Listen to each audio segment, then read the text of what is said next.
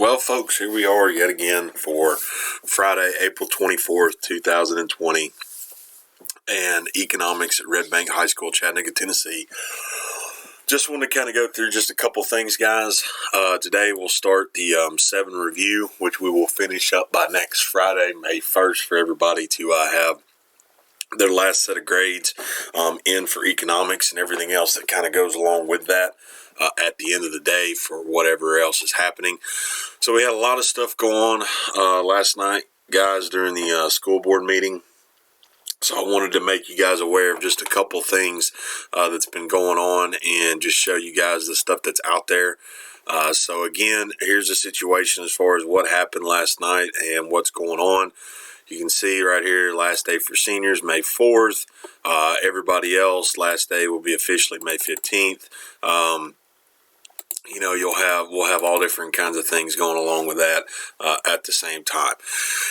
Senior credits for graduation. You can see 4 credits math, 4 credits English, 3 credits science, 2 credits social studies.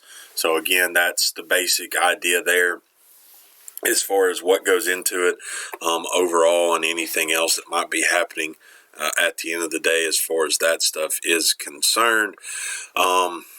ACT stuff, guys, civics exams, all that stuff's been waived. EOCs will not be given. The ACT has been canceled. The next one will be June 13th. AP exams are still being given online by college boards. They'll have individual stuff going on for that. Challenge exams have been canceled for dual credit classes, which is what a lot of what we have here at Red Bank High School. Like you can see here, graduation ceremonies, they're set to take place between June 26th, June 28th, or July 27th or July 29th. And it's got the schedules right here for you guys that don't remember as far as everything else, just so you can kind of see this. Red Bank High School, we're set to be possibly at Memorial Auditorium, 5 p.m., at Friday, June 26th. But don't quote us on that because a lot of things are updating and changing as we go along throughout the last couple of days. Proms, again, they've been postponed. They have no mention of all this stuff that goes into it and everything else. All right. And this is, again, the whole deal where quarters 3, quarters 4 stuff will, basically have different kinds of calculations and everything else that goes into it. Elementary grades, basic, high school grades, again, March 13th, March 20th overall. Locker clean out, this is a big one that people want to look at. May 4th through the 22nd will be reserved for locker clean out. That's up to each individual school to come up with a plan. We don't know that plan yet, as we just got it approved, this stuff approved or the thumbs up about 10, 11 hours ago. So make sure we go through that. We'll see what happens here. I think we're only going to turn in Chromebooks for seniors this summer. We'll just kind of see how it goes, but that's the basic idea of what's going on for all that kind of stuff as well. They are planning to have a couple different opportunities here for online programs for you guys to make up credit hours for June 1st through July 2nd. We'll see what happens because it's going to be based at each individual high school to do the credit recovery and to see what happens from June 1st through July 2nd as well. All right, so that's just some updates as far as some things that have been going on here the last few days and some other stuff that's kind of happening as well. Okay, in here, guys, again, we're going to get to Section 7 review. We already did Section 7 eFolio, all right, just so you guys can kind of see this. The 7 eFolio, it looked at 3 things: car financing, home financing with borrowing money, and then borrowing money to pay for college and education after high school. All right, so for this part, guys, here's the situation that you find yourself in. This Google sheet is basically an interactive thing where you make everything kind of work and balance together and everything else kind of put together for the last 2 weeks and everything else. So basically, here's the situation. All right, you've graduated from college. You're trying to find a job. You find a job. Where do you want to live? You going to live in a house or an apartment? Are you going to have a car? Are you going to be able to pay back college? Are you going to have a decent credit score? Can you pay off all your bills on time? Can you keep your credit score high? Can you pay off a credit card you might have? All different kinds of things like that. So what you'll notice down here, there's about 6 or 7 different tabs, okay? I'm just going to kind of work backwards so you guys can see this. Down here at the bottom where it says total, what you'll notice here is it's got a green box. Right now it says error and everything else that kind of goes along with it. This does not need to be touched. This is going to be done automatically. So what you do is you go through these 1, 2, 3, 4, 5, 6 things right here, and the total basically will be given to you, and just to see what happens. The goal here is to have money left over. It's to have a number bigger than 0. No negatives, or it's an automatic grade to a 69 as far as that stuff goes. So what do you do? First tab down here is job. All I wanted you guys to do is to pick a job that you would like to have somewhere. So I'll give you guys an example here so you can look at this. When you pull this up, here's what's going to happen. It's going to say know your worth, and then you're going to try to do some research as far as which job do you want. So let's say, for example, and this is where you got to be specific, all right? Let's say teacher, as far as all those different kinds of things. You'll notice it says all different kinds and everything else and what goes into it. Now, here's the trick as far as all this stuff goes and what goes into it and other different kinds of things, okay? And this is where some people get really, really confused. They have a little bit of an issue as far as this stuff goes and what goes into it. So the first thing is that it's going to pop up. It's going to pop up with all these different things. It's going to pop up with the school librarian, school therapist. You go to teacher at the high school level. All right, you'll notice what it automatically pinged right here was high school teachers in Tennessee, because it automatically looked at, you know, where I'm at as far as location. You saw the accept button and everything else. So here's what you basically get, all right, at the end of the day when you look at this. This is going to automatically tell you where you want to basically work. You can change your city. So like I'm going to change Chattanooga, Tennessee. And this is a critical thing, guys, so you can kind of see this. You'll notice like where it was, okay, it did say 61,000, now it says 55,000. You want to pick your city, all right, where you want to live. If you don't want to live and work in Chattanooga, Tennessee anymore, all right, you're not going to want this, okay? So what you can see here as far as this stuff goes, see this little chart right here? You'll notice right here in the middle, this has the average salary for a high school teacher here in Chattanooga, Tennessee. What you need to do is research a job, all right, and then figure out how much money they're going to pay you on average. You want the average median job. The lowest is like 33. The highest somebody gets paid is $73,570. You want this middle section because that is realistically the average. So all you do is you put, like here, high school teacher, and this is just for myself. You need to make sure where you put Chattanooga, Tennessee, because there's something called cost of living, and then you can literally do that and then take a look. All right, this number got plugged in. This takes out all your tax stuff for the entire year, okay, and then this is how much money you're going to get per month. This literally looks at everything. It takes out all the taxes. It takes out everything you're ever going to have taken away from you. I wish we would have had more time to talk about taxes, but again, it is what it is. So this number is how much you get paid a month. This is what's called your monthly net income, all right? This is how much you have to pay in income tax. This is how much you have to pay in Social Security tax. This is what's left at the end of a year, and this is what's left each month if you divided this number by 12. This is the great thing. Once you fill in all these red boxes, all this stuff gets done automatically, so there's no math involved in all this. So that's the first thing you guys could basically find as far as this stuff goes. The next one, this is what you guys have done before, and this is what's really simple about this. If you have this car, RLO, Real Life Outline, you should have all this information ready to go. But what you do is you basically just research a car you want to trade in. So I'm just going to go ahead and fill this in. Chevy Silverado truck. let's say it's worth $2,500, and let's say I want to get a new Chevy Corvette just because I want to be really fast and everything else. New car price, let's say it's going to cost me about $35,000. Look at this.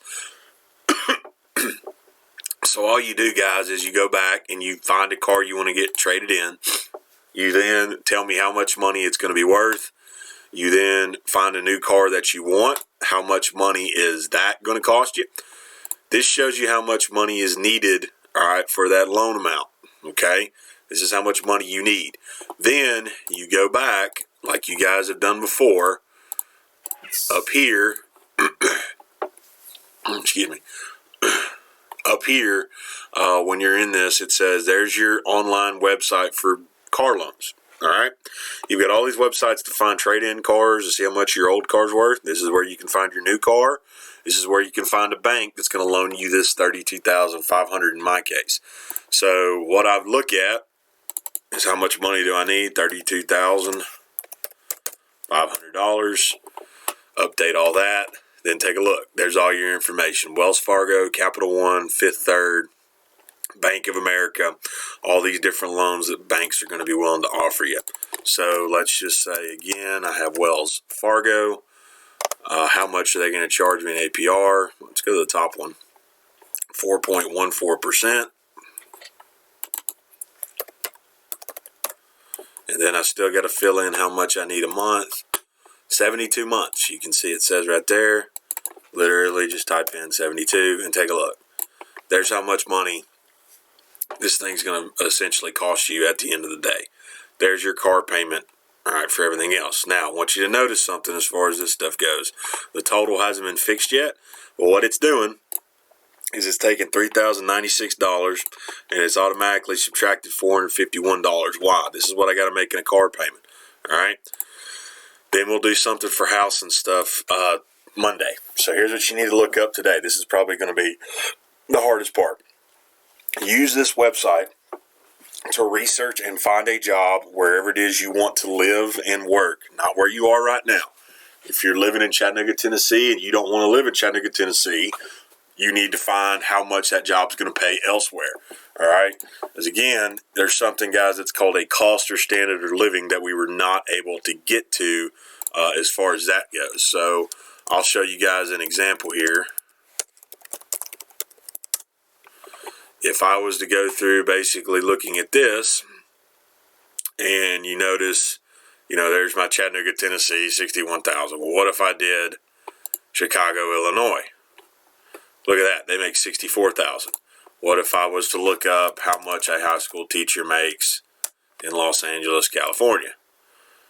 They make $68,000 a year on average. What if I was to look up a little closer city, Atlanta, Georgia? They make $60,000 a year on average. So most of these places are averaging about $4,000 to $5,000 a year more than somebody that works as a high school teacher here in Chattanooga, Tennessee. So that's the biggest thing, guys, as far as today's stuff. When you're going through here, all right, as far as today, find you a job. How much is it going to pay you? And then all that stuff's going to be done. The next thing is find you a car you want to trade in. How much is that car going to be worth? Then find a new car you want to basically do, and then see how much money that car is going to cost you. All right, we'll go through the rest of these in the next couple of days, and then we'll finish it all up. Again, guys, the great thing about this, all you're filling in is the red boxes. Don't touch the green. The green is an automatic set of math boxes that I've done. You can see all this other stuff as well that will do this automatically. It will take all of these things, and then it'll divide it up and see how much money you have left over. And you want to have more money left over than what you are spending. That is a basic thing. Okay? So that should take care of the Section 7 review for today. If you are doing the paper packet, let's go ahead and jump into that at the exact same time. So now we're down to page 39, looking at some short answer questions and everything else that goes into it. So this, again, guys, looks at the creation of the United States banking system as we know it, and what basically deals with different things as far as how things were created overall. So the first one here, guys, it talks about this. It says, did state chartering of banks in North America make deposits secure? Give some reasons to support your answer. So the answer there, are banks got deposits secure? No. All right. Each state had different rules and regulations. So every bank, guys, when we first started this, was different.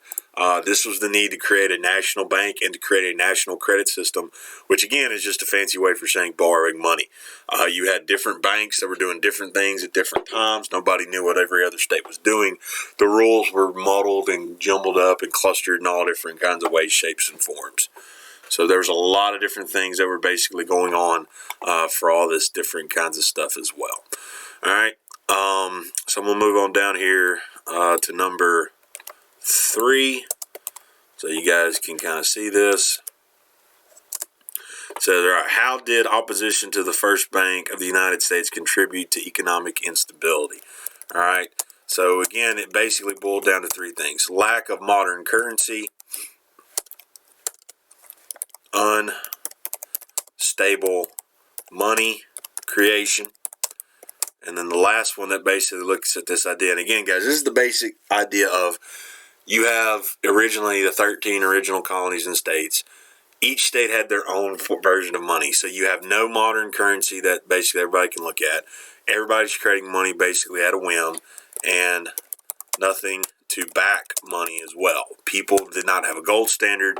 They did not have other different kinds of things that were going on at the exact same point. So the main concept, guys, at least for these 6 questions, is the basic idea of, okay, we go from each state creating their own idea into how looking at all this stuff. Then the last one right here is, how did deregulation contribute to economic instability? This is basically the idea of, it's real simple, no accountability.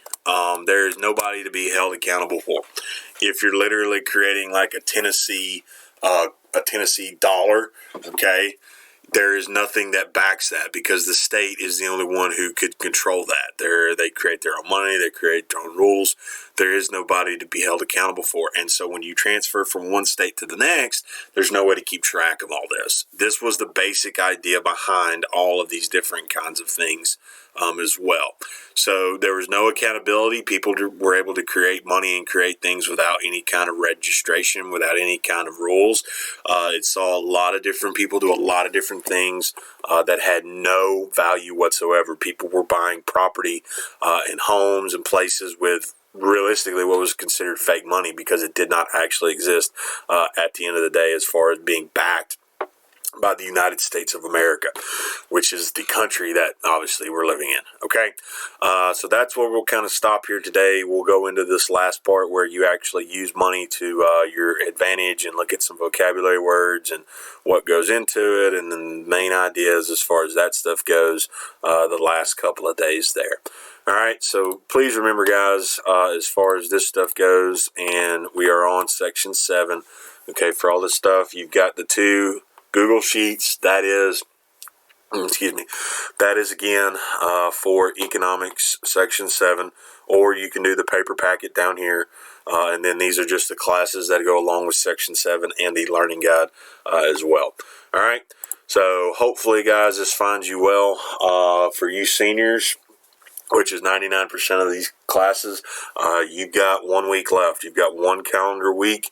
The last time you'll have anything in Power School that'll be due is Friday, all right, May 1st. And again, just kind of showing you guys one more time. At this point, you have a grand total of 11 total assignments for economics, okay?